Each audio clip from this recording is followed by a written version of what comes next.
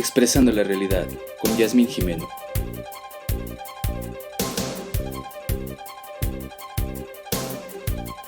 Una producción de Radio Común. Comenzamos.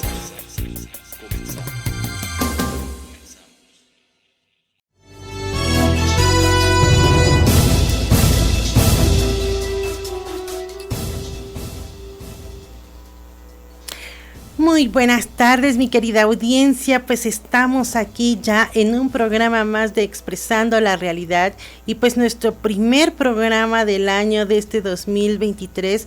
Sí, así es, ya estamos en este 2023.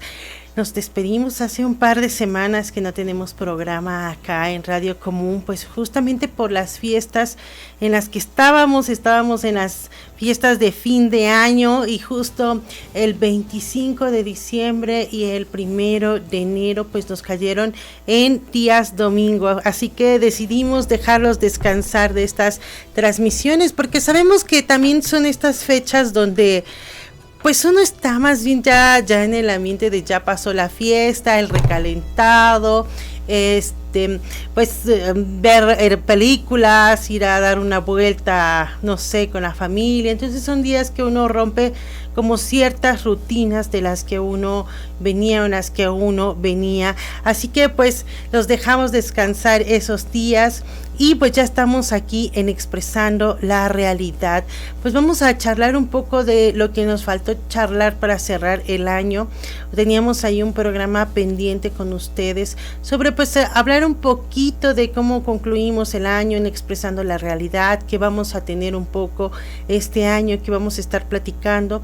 Y algunos temas también de lo cotidiano. Hace un ratito escribían allí en las redes sociales que sí no íbamos a platicar de lo que pasó con el metro el día de ayer, pues son temas que están ahí, son parte de la realidad, ¿no? Son parte de nuestra cotidianidad y claro que vamos a platicar un poco. Ustedes también recuerden ponernos sus comentarios, contarnos desde dónde nos están escuchando ahí en la caja de comentarios de nuestra transmisión en Expresando, aquí en Radio Común. Recuerden que nos pueden escuchar, ya se me estaba olvidando también dar ese dato, en nuestra página web, ahí nos pueden escuchar, nada más tenemos audio en www.radiocomun.mx.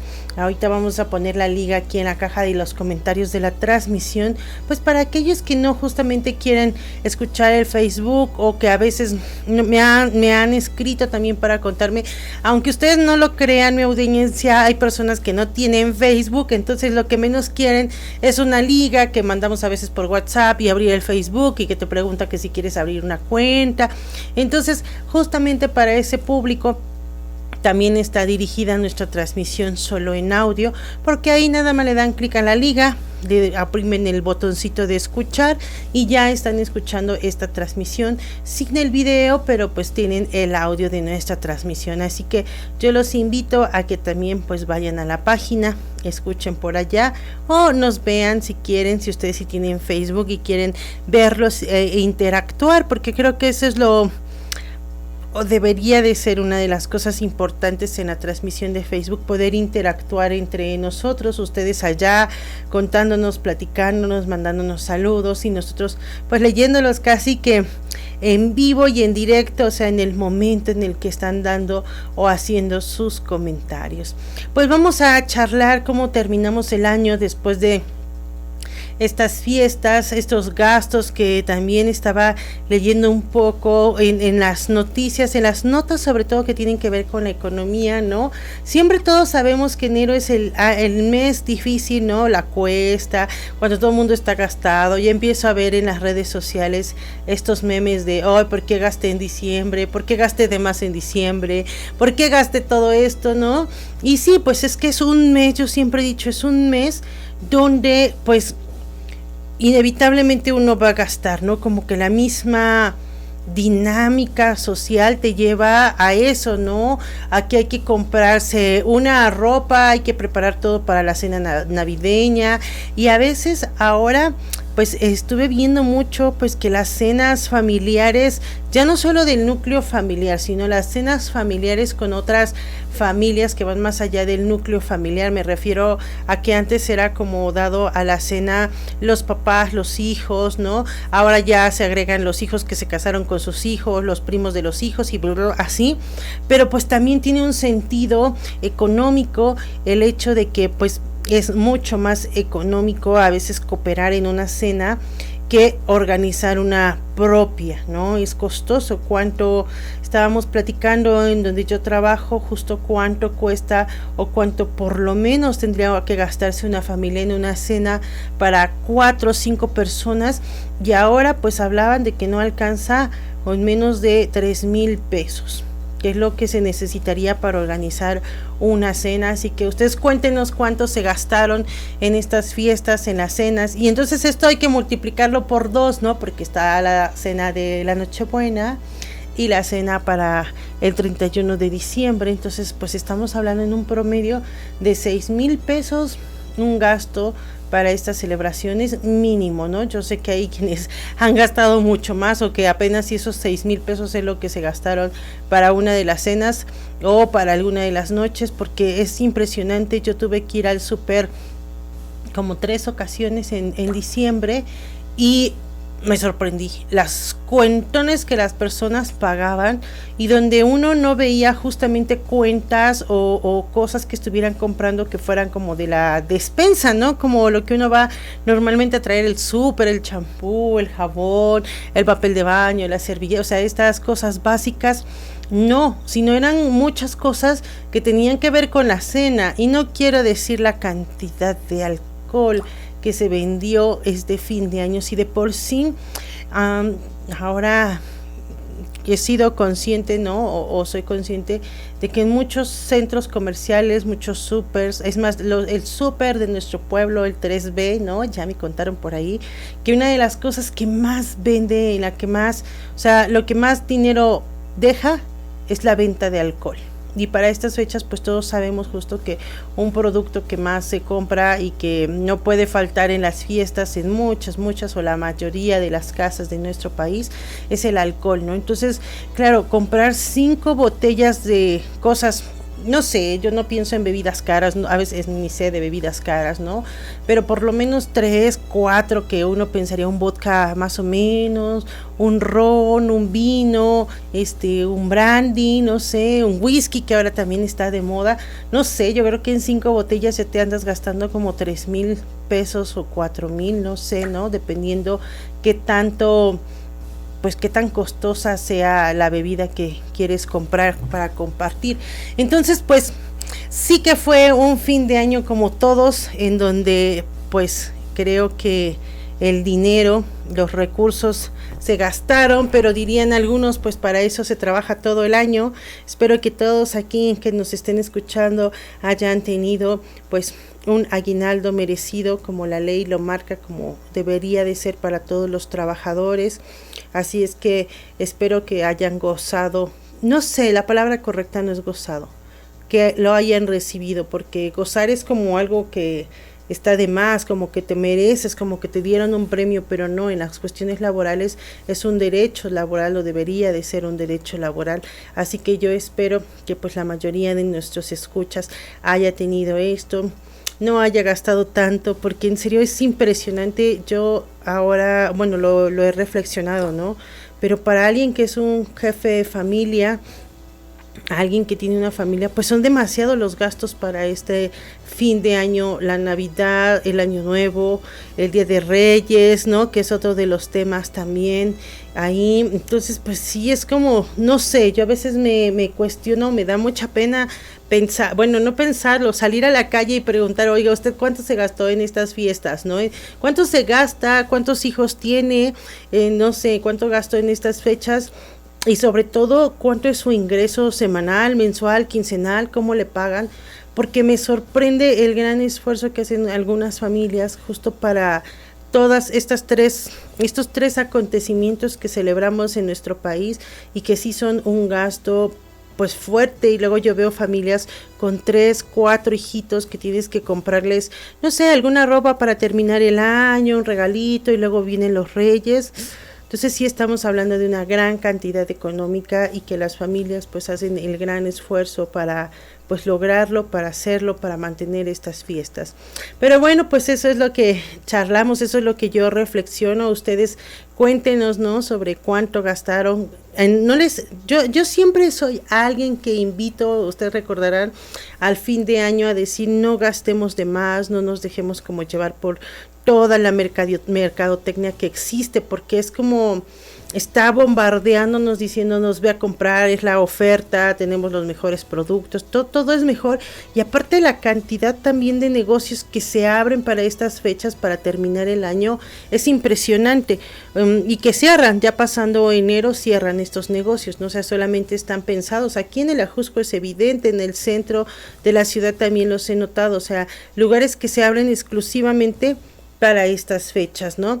Entonces, pues es inevitable a veces gastar, y yo siempre digo no gasten, mi querida audiencia, no se dejen llevar, pero yo misma a veces soy el resultado de eso y me dejo llevar por justo estas que dices, ay, recibí un aguinaldo y tengo lo del mes que me pagaron y está, wow, y pareciera una fortuna.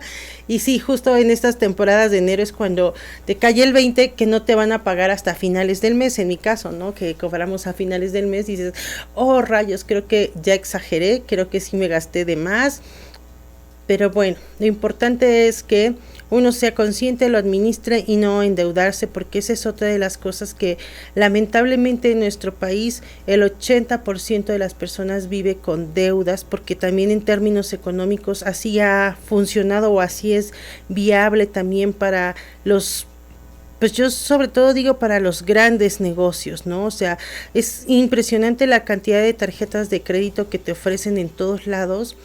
Y pues lo que están generando es ahora, o ya generaron, porque no es que se esté creando, ya existe una sociedad endeudada, porque eso es lo real, no tenemos una población que la mayor parte de las cosas que adquiere, que compra, son una deuda, y es una deuda y una deuda.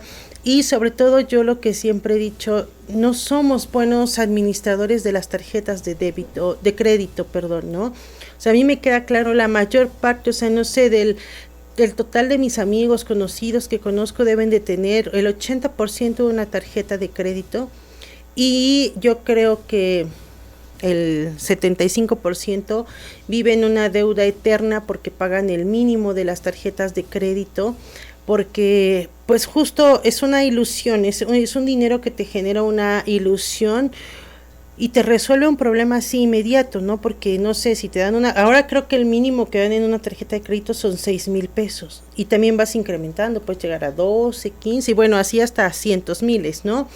Dependiendo tu poder de cuánto cobres al mes, cuánto, si lo estás pagando, pero pues justo es un dinero que uno dice, sí, ahorita me desenfundo, no sé, me gasto 15,000 pesos en este fin de año y los voy pagando en enero, pero ya cuando uno es consciente de esos 15,000, tal vez, no sé, divididos en 6 meses, que es lo normal, estamos hablando como de 2,300 pesos al mes, pues es claro que dices, ¿de dónde vas a sacar ese dinero en el mes si tal vez estás viviendo como al ras y tu límite para pagarle una tarjeta de crédito eran 1,000 pesos, no 2,600, 2,300, y es obvio que no vas a poder contener esa deuda, y entonces es cuando todo mundo opta por esa cosa que es horrible, espantosa y lo peor que se puede hacer en la vida, que es pagar el mínimo en las tarjetas de crédito, porque entonces el mínimo es justamente eso, el mínimo, y jamás tu cuenta va a ir para abajo, al contrario, creo que nada más como que se entabla, ¿no? Se queda ahí y a veces hasta crece un poquito más porque estás dando el mínimo y tu deuda está. Yo voy a darles un consejo a todos. Si alguien tiene una deuda en el banco, en su tarjeta de crédito, déjela de pagar, y algún día el banco le va a hablar a los 6 meses y le va a decir, ¿sabe qué? A ver, usted debía 70,000 pesos, vamos a negociarlo y le voy a cobrar los 30, ya no le voy a cobrar los intereses que le estaba cobrando, y mejor esos 6 meses que van a dejar de pagar, ahorren ese dinero para un día sí dar un pago y con eso liquiden su deuda. porque en serio, pagar el mínimo en una tarjeta, nunca he visto un caso exitoso que diga, ay, pagué el mínimo 6 meses y ya me reajusté y voy a pagar lo normal, porque también se nos hace cómodo. O sea, si alguien nos dice que dando 300 pesos de una cuenta que debería de ser de 3,000 al mes, no nos van a estar molestando por teléfono, pues lo hacemos, aunque a veces sí tengamos el dinero para pagarlo, porque se nos hace cómodo. Lo que no vemos es cómo eso va creciendo y te colapsa, y llega un momento en el que dices, o sea, llevo 3 años pagando el mínimo y eso nomás no baja y no va a bajar, ¿no? Entonces, yo doy muy malos consejos, pero en términos de manejo de tarjetas de crédito, en serio que si tienen una deuda muy grande, déjela de pagar unos 6 meses, eso sí, aguántense, su teléfono no va a parar de sonar, pero un día les va a llegar una propuesta para que según negocien, y entonces sí tengan mínimo 30,000 pesos en su cartera, si es que su deuda es muy grande, y sepan que con un solo pago se va a acabar. Y en serio, eviten usar o endeudarse de esa forma, porque es un dinero muy engañoso y porque la mayoría de los mexicanos lo usamos, pero lo usamos mal, no lo sabemos usar. Hay estudios muy buenos, artículos sobre economistas que claro que son expertos en este tema, donde justo es lo que dicen, o sea, el mexicano es muy malo en el uso de las tarjetas de crédito. No es que las tarjetas de crédito sean una mala opción, al contrario, hay gente que si sabe usarlas y si sabe muy bien el manejo de una tarjeta de crédito, creo que puede aprovecharla y en serio adquirir cosas y pagarlas, ¿no? Porque tiene sus ventajas, pero la mayoría no lo sabemos hacer. O sea, lo que yo siempre digo es, cuestionémonos al mes cuánto es lo máximo que podríamos pagar en una tarjeta de crédito de lo que ganamos, ¿no? Yo en mi caso siempre digo, si yo tuviera una tarjeta de crédito, lo máximo que podría yo pagarle al mes son 2,000. Entonces, ese es mi tope. Si yo me excedo de eso, ya se me van a deshacer las cuentas y entonces voy a tener un gran problema, porque probablemente yo digo, puedo pagar 2,000 al mes, pero un día me emociono, o tal vez las mismas fechas, como fue ahora Navidad, el Año Nuevo, el Día de Reyes, dices, chin, tengo que gastar de más, y te está diciendo tus cuentas que vas a tener que pagar, no sé, 3,500 porque te pasaste, es obvio que ya no te va a alcanzar.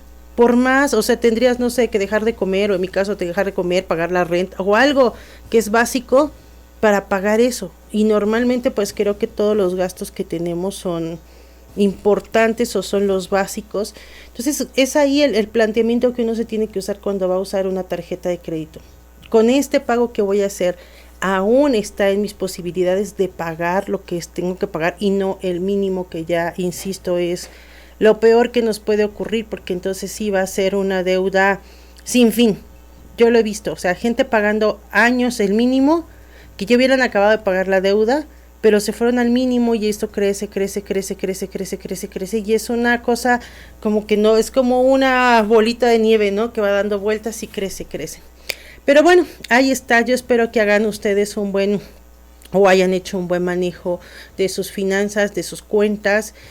Los invito a que no se endeuden. Hay que tener lo que es posible a partir de 0 deudas, o a menos que sean muy importantes.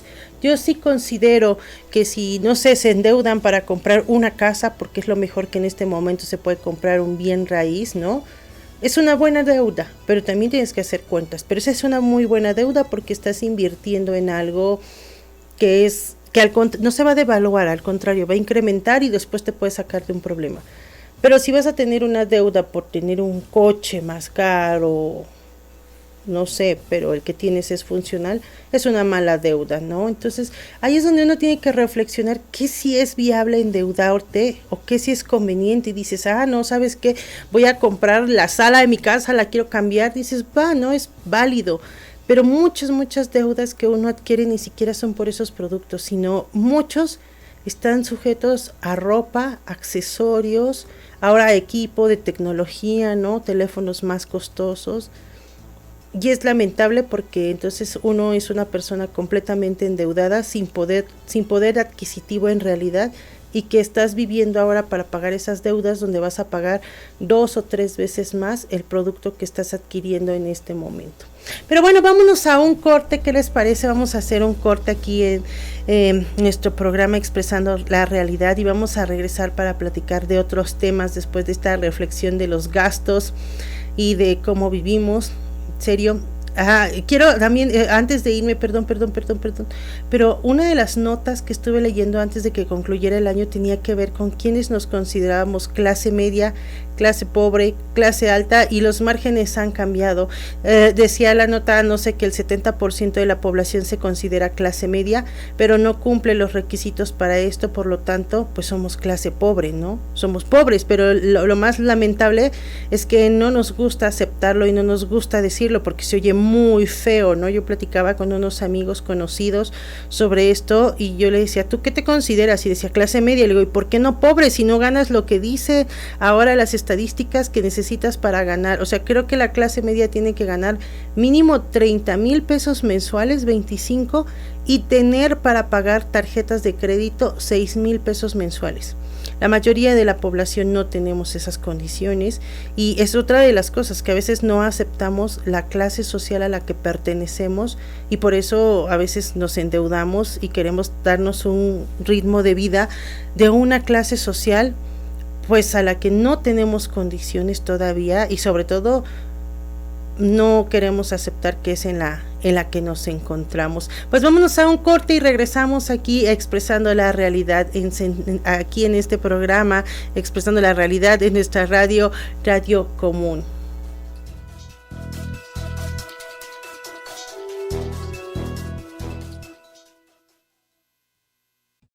En Centroamérica. Seguras en línea, un termómetro para Centroamérica y República Dominicana. La violencia contra la mujer puede presentarse y redefinirse en entornos digitales y tecnológicos, como es el caso de las formas contemporáneas de violencia. En Centroamérica y República Dominicana surge de un proyecto denominado Seguras en Línea que ha lanzado la organización no gubernamental IPANDETEC al identificar desafíos en la región como la falta de esfuerzos educativos y preventivos para brindar herramientas de seguridad digital y la escasez de datos sobre violencia en Internet, lo cual limita el diseño de políticas públicas. Voces Nuestras conversó con Marión Brianchesco, coordinadora de Seguras en Línea, la nota desde Panamá con la comunicadora Sharon Pringle Félix. ¿Imaginas navegar en una plataforma que presenta datos sobre 11 tipos de violencia digital con testimonios anónimos? Y que al navegar en la herramienta poder filtrar según país, tipo de violencia, identidad de género, orientación sexual y edad? Esto ya es posible y si perteneces a algún país de Centroamérica y República Dominicana, podrás encontrar además de los datos sobre violencia digital, una sección informativa sobre violencia digital. La plataforma web surge de un proyecto denominado Seguras en Línea, que ha lanzado la organización no gubernamental IPANDETEC. La primera etapa del proyecto Seguras en Línea fue realizada gracias al apoyo del programa FRIDA, del Registro de Direcciones de Internet de América Latina y el Caribe. El proyecto surge al identificar desafíos en la región como la falta de esfuerzos educativos y preventivos para brindar herramientas de seguridad digital y la escasez de datos sobre violencia en Internet, lo cual limita el diseño de políticas públicas. Voces Nuestras conversó con Marión Brianchesco, coordinadora de Seguras en Línea, a fin de conocer los detalles de dicha iniciativa digital. Marión, ¿en qué consiste Seguras en Línea y el por qué escoger estos países y esta región específicamente? Seguras en Línea es un proyecto centroamericano con perspectiva de género para visibilizar la violencia digital a través de datos abiertos y recursos para la educación y la prevención. En el proyecto entendemos por violencia digital todas aquellas agresiones cometidas con la asistencia parcial o total de las tecnologías de la información y comunicación. Y este tipo de violencia afecta principalmente a las mujeres y a las personas LGTBIQ+, porque las dinámicas que originan la violencia de género también son reproducidas en los espacios digitales. Los países de Centroamérica y República Dominicana presentan desafíos en materia de atención a la violencia digital. Primero, porque no hay suficientes datos sobre esta problemática y eso evidentemente limita el diseño de políticas públicas integrales y también de legislación específica basada en la evidencia. También porque hacen falta esfuerzos preventivos y educativos para que las personas puedan tomar decisiones informadas o incluso identificar si están experimentando violencia digital y qué acciones pueden tomar. En esta primera etapa del proyecto lanzamos una plataforma web que incluye datos a partir de una encuesta anónima que realizamos a personas de los 7 países. Después información sobre 11 tipos de violencia con ejemplos y testimonios, así como medidas de seguridad digital, guías para reportar en las plataformas, recomendaciones para denunciar ante las autoridades estatales de cada país y recursos que han generado otras organizaciones enfocadas en el tema. Háblanos sobre el interés de IPANDETEC en la seguridad digital, momentos en que se luchan algunas legislaciones en la privacidad, a los datos y otros instrumentos legales en América Latina. Cuando hablamos de violencia digital por razones de género, es importante entender de manera integral los derechos digitales. Cuando una persona es violentada, por ejemplo, no solo está siendo afectada en su derecho a una vida libre de violencia, también es una amenaza a su libertad de expresión, a la privacidad, a la intimidad y otros derechos que deben ser respetados tanto en línea como fuera de línea. Así que es un tema que lleva de manera transversal la ciberseguridad, la protección de datos personales, la privacidad y otras materias que actualmente presentan un rezago legislativo y de política pública en los países centroamericanos. O incluso que en el intento por regular, los formuladores de políticas públicas y los legisladores desconocen los estándares internacionales en derechos humanos y proponen iniciativas de ley que más bien son una amenaza. Es por esa razón que en IPANDETEC tiene en su misión las labores de incidencia, tanto para emitir criterios como para contribuir a que estos cumplan con las necesidades de los países y los estándares internacionales. Finalmente, en estos tiempos de virtualidad, ¿qué desafíos conllevan los resultados de esta encuesta y cuántas personas podrían ser impactadas? Nuestro equipo estuvo durante más de 2 meses divulgando la encuesta anónima entre diferentes poblaciones de la región, con apoyo de organizaciones locales y medios de comunicación. Esta divulgación estuvo acompañada de materiales de comunicación, porque uno de los principales desafíos de hablar sobre violencia digital es que muchas personas comienzan a preguntarse, ¿realmente he pasado por esto y no lo sabía? También es una problemática muy sensible que implica recordar procesos angustiantes o frustrantes y sabemos que eso no es fácil. Aún así hubo 80 personas que consintieron la publicación de su caso de manera anónima, pero fueron más de 100 quienes relataron su experiencia y más de 600 quienes completaron la encuesta. Ahora el trabajo por delante es que esta información llegue a más personas, incluidos los legisladores y formuladores de políticas públicas, pero también esperamos que el sitio web sea un recurso de valor para quienes están experimentando violencia y no saben qué hacer, o incluso para las personas que conocen a un amigo, amiga o un familiar que está pasando por una situación de este tipo. El proyecto tendrá una segunda etapa enfocada en la asesoría legal inicial y el empoderamiento digital a través de talleres.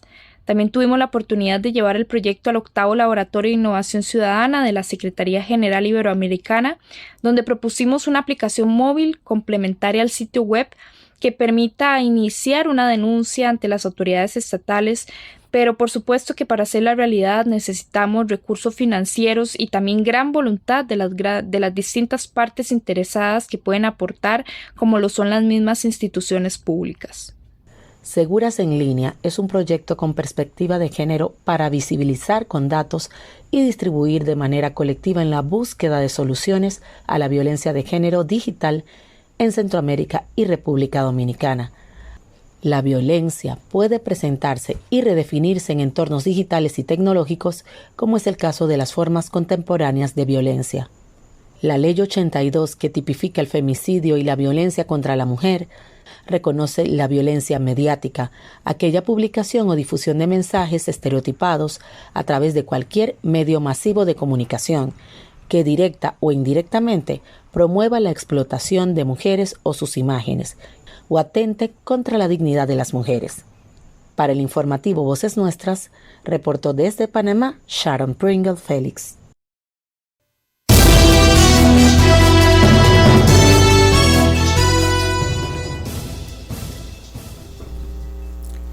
Bien, pues estamos de regreso aquí expresando la realidad. Escuchamos en este corte una capsulita, más que una capsulita, ya les he contado en otras intervenciones que lo que escuchamos son fragmentos del noticiero del informativo mesoamericano que pertenece al trabajo de Voces Nuestras.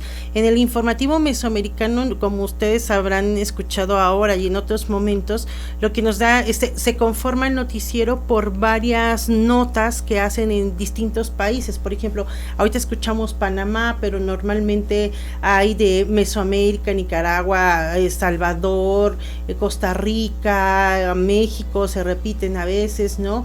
Entonces, yo los invito a que nos escuchen a partir, yo creo ya de la próxima semana, a las 8:30 de la noche, el noticiero mesoamericano. Todavía no tienen la producción de este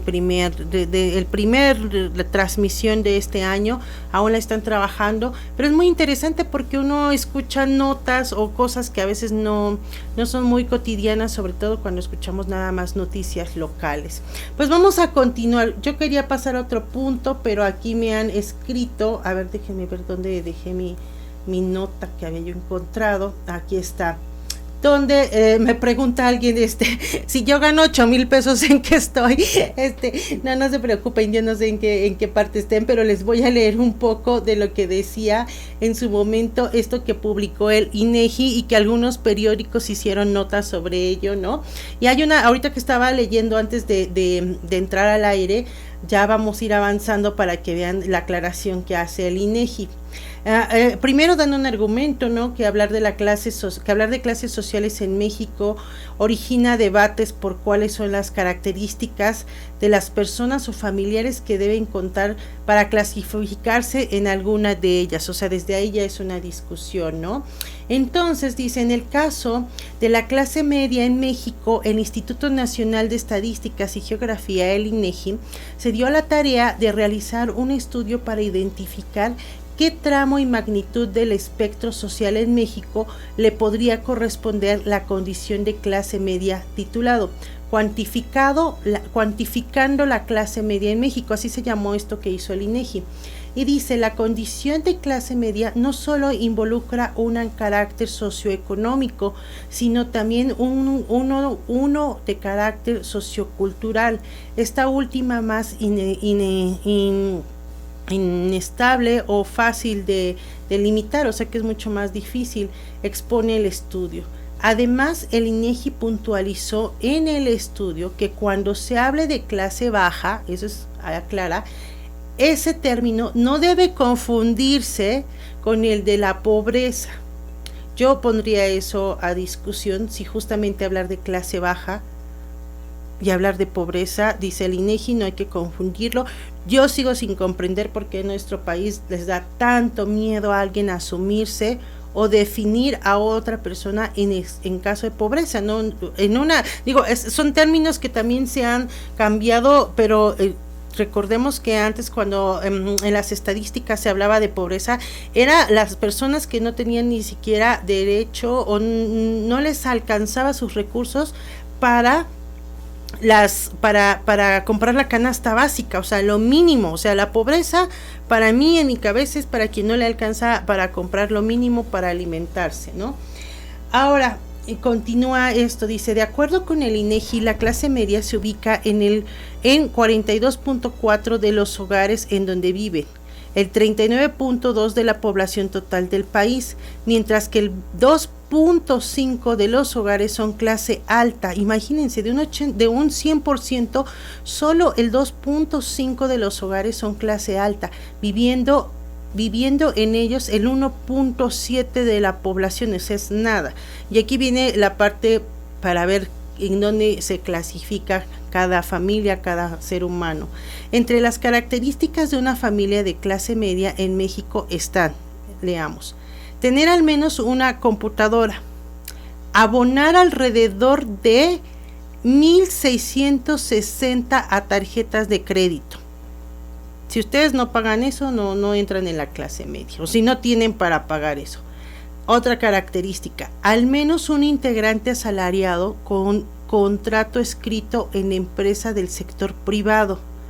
Importante esto, dice, al menos uno de los integrantes asalariados con contrato escrito en empresa del sector privado. O sea, si uno de sus integrantes o la cabeza principal no tiene un contrato con el sector privado, usted no es clase media. O sea, si usted es maestro, creo que ya no cumplió ese requisito. Maestro en una escuela pública, claro, ¿verdad? Si es maestro en una escuela privada, aunque gane menos, ya cumple uno de los requisitos. Otro, el jefe o jefa del hogar esté casado o casada. O sea, es importante este requisito para entrar en la clase media. O sea, casado así, de papel, ¿no? Firmado y todo. Ya creo que ahí el concubinato parece que no entra para la clase media. Familia conformada por 4 integrantes. O sea, si tiene usted más de esos integrantes, tampoco entra. Dice, el último requisito, uno de ellos dice, vivienda propia o que se esté pagando. O sea, si usted renta un departamento y no tiene en sus planes comprar, o no ha comprado, o no está pagando su casa, tampoco es clase media. Entonces, ya desde ahí creo que los requisitos, ¿no? Para ser clase media, o las características, como dice el INEGI, pues creo que a muchos ya nos dejaron fuera, ¿no? O sea, ya no se puede, por más que uno gane tal vez más, porque bien lo decía el estudio, no solo es económico, sino cultural, ¿no? Como esto de decir, al menos el integrante tiene que tener que aquí donde decía, o ahorita lo vamos a leer, no, creo que más adelante, fíjense, ¿no? Dice, ¿cuánto gana una persona de clase media en México? De acuerdo con el estudio del INEGI, el promedio mensual de ingreso del hogar por clase lo establecen así. Total, la clase alta debe de ganar 77,000 pesos mensuales, La clase media, 22,297 pesos. La baja debe de ganar, la clase baja, porque acuérdense que no hablamos de pobreza, sino clase baja, debe ganar 11,347. En la zona sur, o sea, esta es la media, pero en las zonas urbanas, la clase alta debe de ganar 77,975 pesos. La clase media 23,451 y la clase baja 12,977 en las zonas urbanas. En las zonas rurales, la clase media debe de ganar 18,569 pesos, la clase baja debe ganar 9,313 pesos. Dice, el promedio de estudio de adultos de clase media es de 11.2 años, mientras que en la clase baja es de 8.2 y la alta 15.2, ¿no? Entonces, pues ahí están un poco los referentes de lo que decía o estableció el INEGI este año para las personas que se quieran considerar clase media. Vea la lista, si lo cumple, pues usted podrá seguir diciendo que es clase media, si no, pues dirá que es clase baja, dependiendo, pero pues allí está, porque es como muy normal. ¿Saben? Cuando uno le preguntan clase social, como que uno en automático, digo, yo desde que era pequeña creo que eso me enseñaron a responder, ¿no? Clase media, como cuando dicen religión, no vas a discutir con quien te está preguntando y le dices católico, ¿no? Así. Pero es como si la iglesia hubiera dicho, a ver, para que alguien se considere católico debe de cumplir como este listado de características, si no, pues usted ni ande diciendo que es católico. Pero bueno, ahí está, hablando sobre los ingresos y pues los recursos, el dinerito que uno gana, que uno tiene, y sobre todo porque está como... Pues sí, bien lo diría el INEGI, ¿no? Es una de las cosas, ¿por qué se ha discutido tanto? ¿Por qué se tiene que definir tanto? Pues justamente porque a la clase media ven que existía, que ya había quienes decían que teníamos clase media alta, clase media media, clase media baja, ¿no? Entonces, creo que son de estas cosas que a mí me parecen, no sé qué adjetivo darle, pero son de estas discusiones donde ciertos sectores de las clases sociales van a decir, ¿cómo yo, si yo me considero clase media y tú también, y como que no tenemos las mismas condiciones? Entonces son de estas cosas demasiado también elitistas en términos económicos, pero que al mismo tiempo pues nuestro sector o nuestra sociedad está, pues suena más bonito decir que eres de la clase media, ¿no? Te da como un estatus. Ese es como un lugar donde ni eres pobre, ni eres clase baja, ni eres alta, sino como que es cómodo. Pero pues bueno, ahí ya está. Pues vamos a pasar a otro tema ya después de haber revisado un poquito esto y haber contestado a quien decía que entonces en qué clase estabas y ganaba tanto. Pues no solamente es de cuánto ganes, mi querido amigo, sino si no estás casado o no. legalmente. Si no tienes un contrato con el sector público, tampoco. Si no tienes por lo menos educación media superior, tampoco. Si tienes más de 4 hijos, ya no entras ahí, ¿no? Hay muchas cosas. Pues vamos a seguir charlando. Quiero que antes de irme mandarles saludos. Vemos que nos están viendo por acá. Frecuencia Proletaria, un saludo para todos ustedes, nuestros compañeros del FNLS. Síganlos, véanlos en sus redes sociales, en su página oficial Frente Nacional de Lucha por el Socialismo, que siempre están muy activos y que nosotros, pues lo único que a veces podemos hacer como Radio Común es mantener la solidaridad con nuestros compañeros que están en luchas año con año y que, como siempre lo reivindicamos, y qué mejor que hacerlo al aire. Pues ahí estaremos, ahí estamos, porque somos parte, o nosotros por lo menos nos consideramos parte de ese proceso de luchar por todos los compañeros detenidos por cuestiones políticas que tiene la organización y otras organizaciones hermanas, por los compañeros desaparecidos, ¿no? Por todos los compañeros que también han sido lastimados en su momento y que esto ha dejado pues secuelas para su vida por parte pues del Estado, porque es el Estado quien ha agredido pues a nuestros compañeros del Frente Nacional de Lucha por el Socialismo.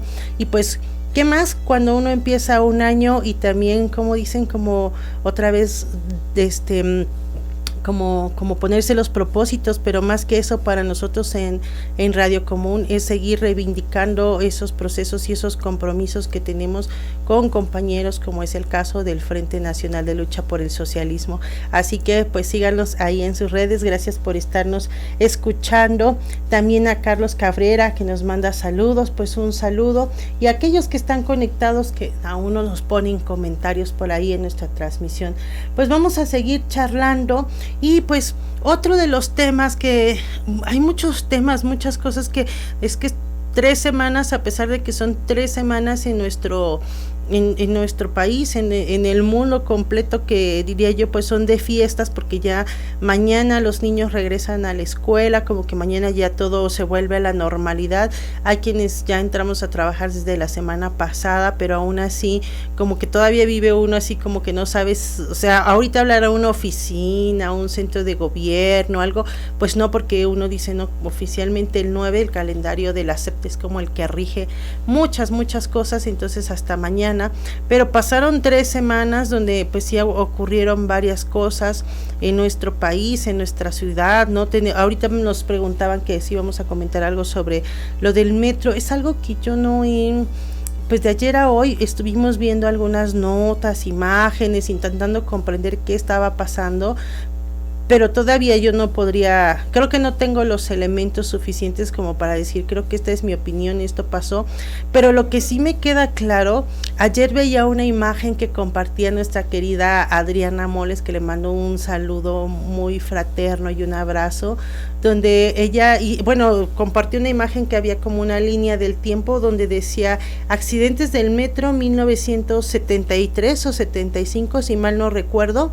Luego ponía 2000, ¿qué fue? 2015, 2017 y ahora, ¿no? O sea, como que si fueran estos accidentes del metro pues muy cercanos a estos periodos, a estos sexenios, y que pues yo veo las dos partes, ¿no? Yo veo 2 partes, una donde políticamente, pues claro, ahorita se va a culpar a quien esté en el gobierno, que no le ha dado mantenimiento, que no han hecho, pero pues ahí tendríamos que sacar casi la tablita y decir que en todos los sexenios o en todos los gobiernos que ha habido en la Ciudad de México, quién sí le dio mantenimiento y quién no al metro, porque claro, ahorita y ustedes saben perfectamente bien, ¿no? Yo no soy partidaria de ningún gobierno, ni apoyo ni a nadie, ¿no?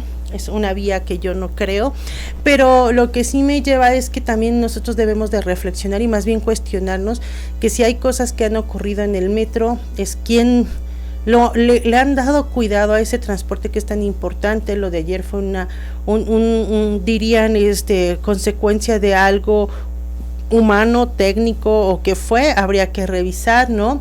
Pero bueno, es lamentable que se haya, hasta ayer que me quedé, una persona había fallecido, es lamentable, ¿no? Persona lastimada, sobre todo porque yo tenía siempre la percepción que como que el metro era una cosa segura.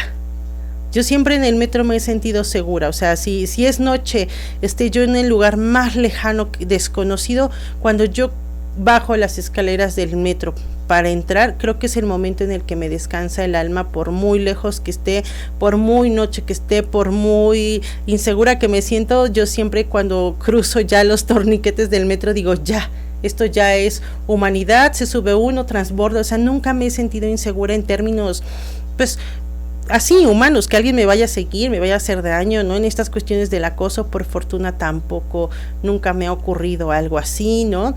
Y creo que también era un transporte donde uno viajaba sin pensar, como en el camión, ¿no? Como en el camión de la ruta 70 de nuestro pueblo, que te subes y dices, o vas rapidísimo y te vas a matar en la carretera Cuernavaca, o algo va a pasar.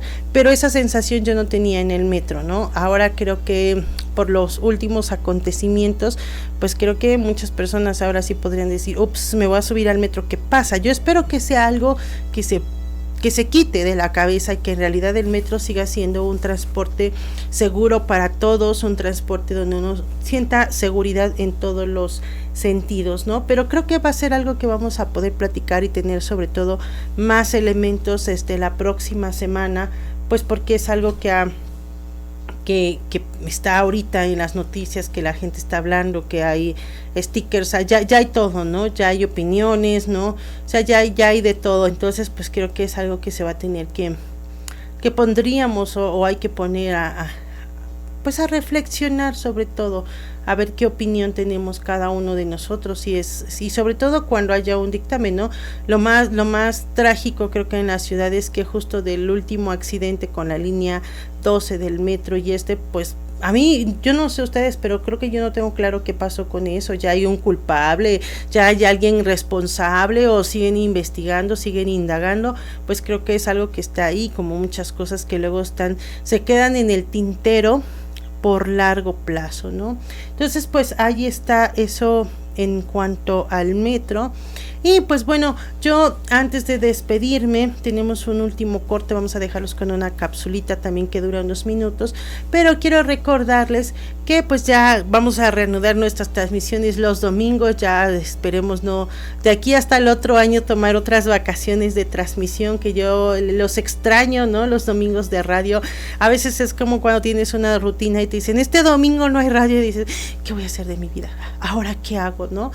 Entonces pues vamos a estar transmitiendo, los invitamos como siempre, les recordamos que nuestros micrófonos están abiertos para los temas que ustedes quieran abordar, que tengan dudas, y no me refiero a que yo no estoy diciendo de lo que quieran que yo hable, no para nada, sino que ustedes mismos les diera un interés abordar algún tema, compartirlo con nosotros, traerlo aquí a los micrófonos, intercambiar opiniones, ¿no?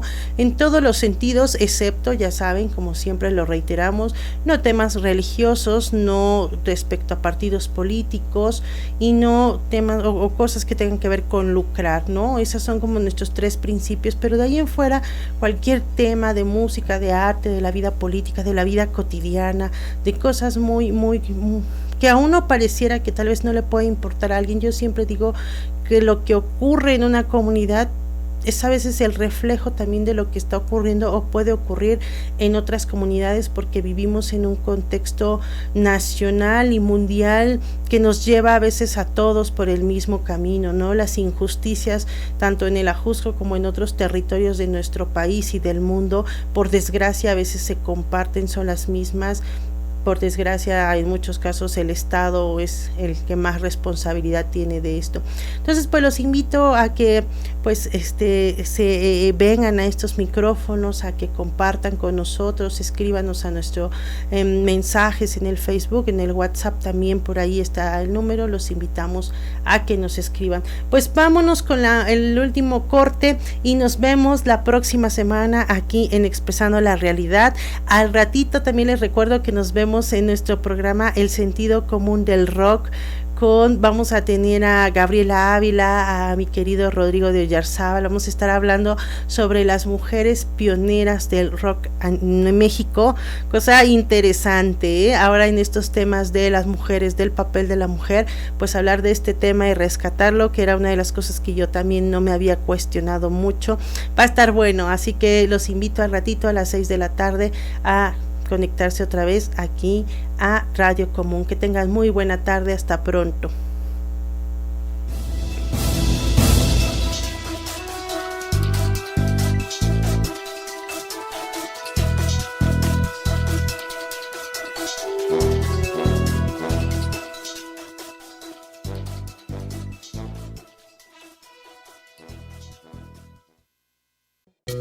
En Nicaragua. Régimen encarcela a 2 periodistas de medios católicos. Familias y amistades denunciaron la detención de los periodistas Manuel Obando y Wilberto Artola, trabajadores de los medios de comunicación digitales de la Iglesia Católica en el norteño departamento de Matagalpa, a 2 horas de la capital, Managua. Medios locales de Matagalpa informaron que varias patrullas con uniformados fuertemente armados llegaron a las viviendas de los periodistas en horas de la noche del domingo 11 de diciembre a detenerlos. La Organización Periodistas y Comunicadores Independientes de Nicaragua, PECIN, mediante un comunicado, condenó las detenciones de los 2 periodistas y exigió a las autoridades la liberación inmediata de los comunicadores. Y también exigió la liberación de María Pérez, esposa del periodista Obando, quien fue detenida el lunes 12 de diciembre cuando se encontraba en su vivienda. Bueno, pues tal parece que la estrategia de silenciar a prensa independiente por parte del régimen sigue y la misma estrategia que están utilizando en Matagalpa puede replicarse en otros departamentos. Desde periodistas y comunicadores independientes deploramos esta acción que lo único que busca es silenciar a voces críticas al régimen. Ahora los 2 colegas que se desconoce del paradero y también la detención de la esposa de uno de los colegas que pues fue detenida cuando era allanada su vivienda. Nosotros como gremio, como periodistas independientes, pues llamamos a la comunidad internacional a prestar atención a lo que está pasando en Nicaragua y también al pueblo de Nicaragua que entienda de que el silenciar a hombres y mujeres de prensa no es solo silenciarnos a nosotros, sino quitarle el derecho a la población de que se informe con quien quiera y como quiera. El periodista Manuel Obando era colaborador de los medios que dirigía Monseñor Rolando Álvarez, obispo de Matagalpa, este último acusado en los juzgados de Managua el martes 13 de diciembre. Hasta ahora la Policía Nacional que dirige Daniel Ortega no ha emitido ningún comunicado sobre las detenciones. Tampoco la Fiscalía ha presentado públicamente alguna acusación formal en contra de los 2 periodistas y de la ciudadana María Pérez. La organización Voces del Sur informó que solo en el mes de noviembre de 2022 se registraron 6 agresiones en contra de periodistas y medios de comunicación independientes de Nicaragua y que en ese mismo mes al menos 4 periodistas se vieron obligados al exilio debido a la dificultad que existe en Nicaragua para ejercer el oficio y el peligro que implica. Radio Común.